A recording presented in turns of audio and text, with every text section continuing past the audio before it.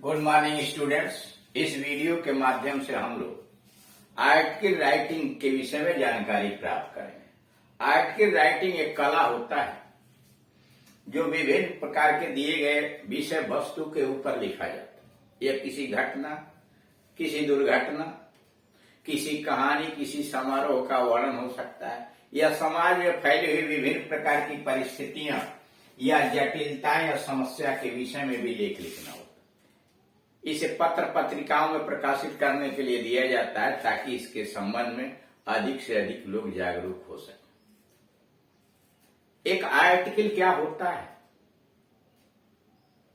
यह कितने प्रकार का होता है, इसके कौन कौन से अंग हैं, लिखते समय क्या क्या सावधानियां बरतनी चाहिए, इसके संबंध में पार्ट 1 और पार्ट 2 वीडियोस के अंतर्गत काफी कुछ बताया जा चुका है।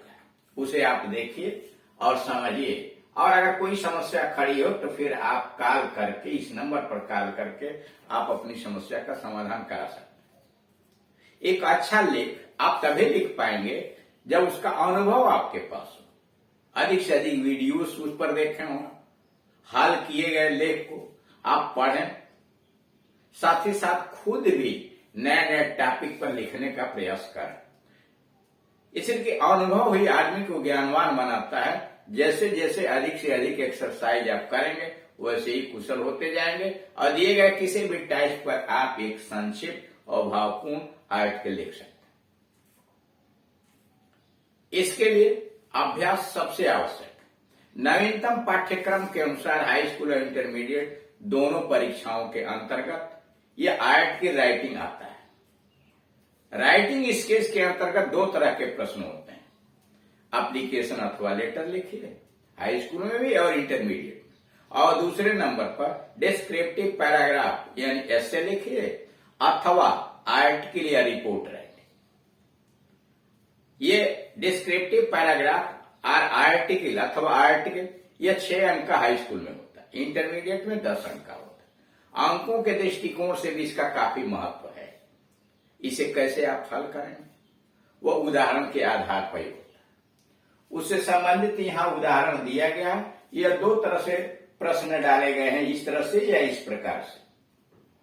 इन्हें सबसे पहले जो विषय वस्तु दिया जाता है क्वेश्चन में, उसे सावधानी पूर्वक पढ़ना चाहिए और देखना चाहिए कि उस पर क्या क्या सूचनाएं इकट्ठी की जा सकती हैं, और तब उन सूचनाओं को क्रमबद्ध तरीके से अपने लेख में रखना चाहिए।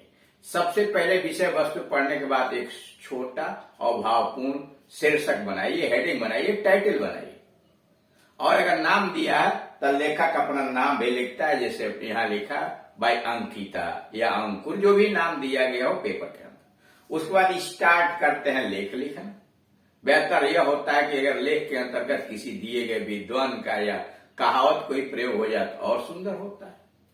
और तब उसकी बॉडी यानी पूरी सूचना, उसके गुण और दोष का वर्णन करते हुए देते हैं। और लास्ट में जब एंड करते हैं तो अपना सुझाव देते हैं और सब्सक्रिप्शन। तो इस प्रकार से एक अच्छा लेख लिखने के लिए विभिन्न तरह की सावधानियां बरतनी चाहिए। अब यहाँ उदाहरण पर आइए। You are Ravi, Raveena. आपका नाम रवि है या रवीना है? लड़कों का रवि, लड़कियों का Raveena. You happen to see the following lines in the newspaper. आपने अचानक समाचार पत्र में निम्नलिखित पंक्तियों को देख लिया। समाचार पत्र आप पढ़ रहे थे, उसमें निम्नलिखित पंक्तियां आपको दिखाई दी। Global warming 5 million years ago. करा ग्लोबल वार्मिंग 5 मिलियन ईयर्स एगो। 5 मिलियन वर्ष पहले में have caused parts of Antarctica large ice sheets to melt। कर 5 मिलियन वर्ष पहले ग्लोबल वार्मिंग ने में have caused शायद कारण बना है वह parts of Antarctica large ice sheet, Antarctica के एक बहुत बड़े बर्फ के शीट को to melt and sea level to rise by the approximately 20 meters, scientist report. कर 5 मिलियन वर्ष पहले ग्लोबल वार्मिंग ने अंटार्कटिका के एक बहुत बड़े बर्फ के चादर को पिघला के रख दिया है और जिसकी वजह से समुद्र का पानी 20 मीटर ऊंचा उठ गया। साइंटिस्ट रिपोर्ट, वैज्ञानिकों का रिपोर्ट है आज है। अब कह रहा उस पर right an article on global warming. कह रहा ग्लोबल वार्मिंग के ऊपर आप एक लेख लिखिए इन अबाउट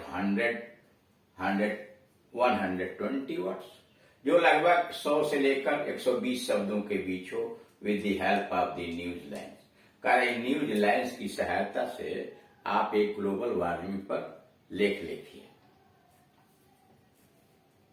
अथवा वही प्रश्न ऐसे भी पूछा जा सकता है, यू आर अंकिता, अंकिता आपका नाम अंकित या अंकिता, कोई नाम दिया जा सकता है पेपर में। You visited the Arctic region, आपने आर्कटिक क्षेत्र का दौरा किया। As part of an expedition, करा you visited the Arctic region as part of the expedition, उम्मीद के एक भाग के रूप में आपने आर्कटिक क्षेत्र का दौरा किया। The melting of the ice caps, बर्फ की टोपी का पिघलता हुआ, and the rising water level, और बढ़ता हुआ पानी का स्तर। वार्नड यू, आपको चेतावनी, अलार्म यू, आपको चेतावनी देता है। एंड मेड यू, आपको realise that the intensity of global warming, और ग्लोबल वार्मिंग की तीव्रता को आप अच्छी तरह से समझ गए हैं कि गर्मी की वजह से जो चोटियां हैं, बर्फीली चोटियां, वो पिघल रही हैं।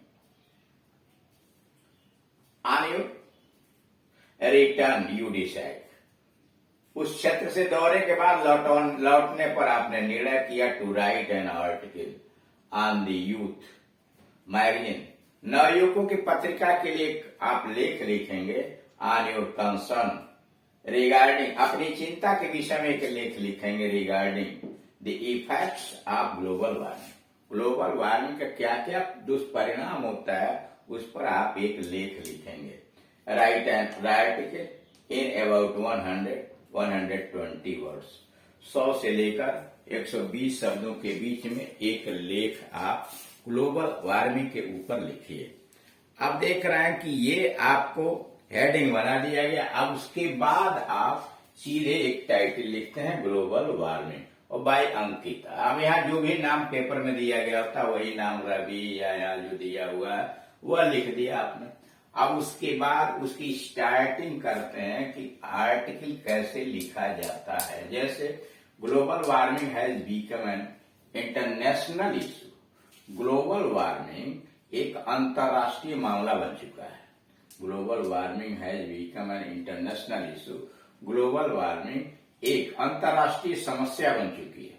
It happens when the temperature of the earth, यह तब होता है जब धरती का तापमान shoots up to the higher degree, यह तब होता है जब धरती का तापमान उच्च स्तर तक बढ़ जाता है। द ग्रीन हाउस गैसेस, करा ग्रीन हाउस गैसेज जो आकाश में are released by many of the human activities, करा मानव के विभिन्न क्रियाकलापों के माध्यम से ग्रीन हाउस गैसेज उत्पन्न होती हैं। अकॉर्डिंग टू द साइंटिस्ट, वैज्ञानिकों के अनुसार the ice at the earth poles, धरती के ध्रुवों पर जो बर्फ है,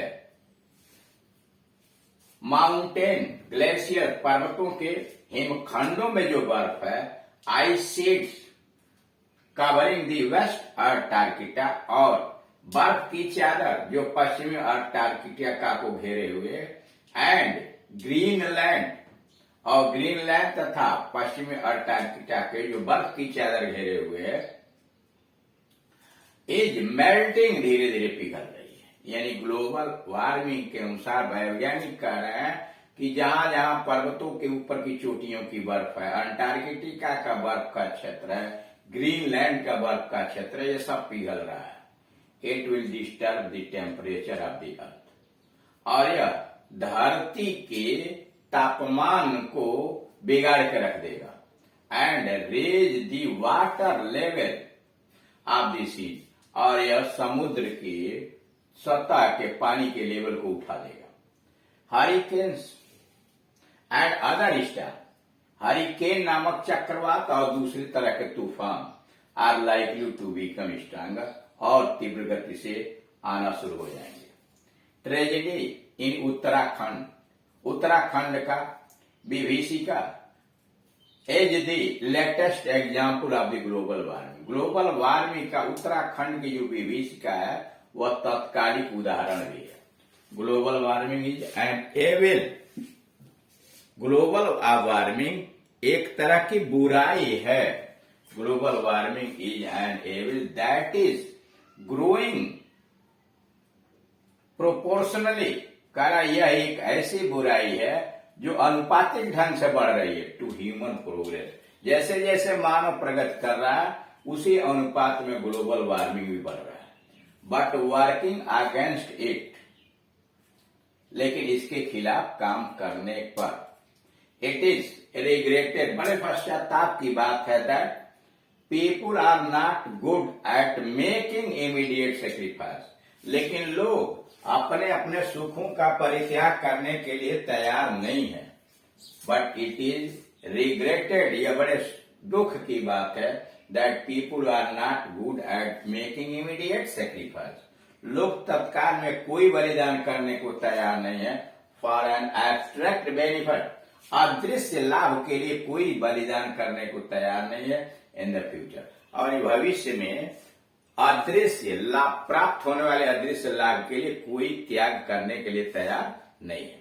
तो इस तरह से आपने देखा कि सबसे पहले विषय वस्तु को पढ़ते हैं और विषय वस्तु को समझ के सूचनाएं कलेक्ट करते हैं, उसके क्या गुण हो सकते हैं, क्या दोष हो सकते हैं, टाइटल बनाते हैं, उसके बाद अपना नाम जो पेपर में दिया लिखते हैं, और फिर पत्र ये आर्टिकल की स्टार्ट करके उसकी बॉडी और एंड करते हैं सुझाव के साथ।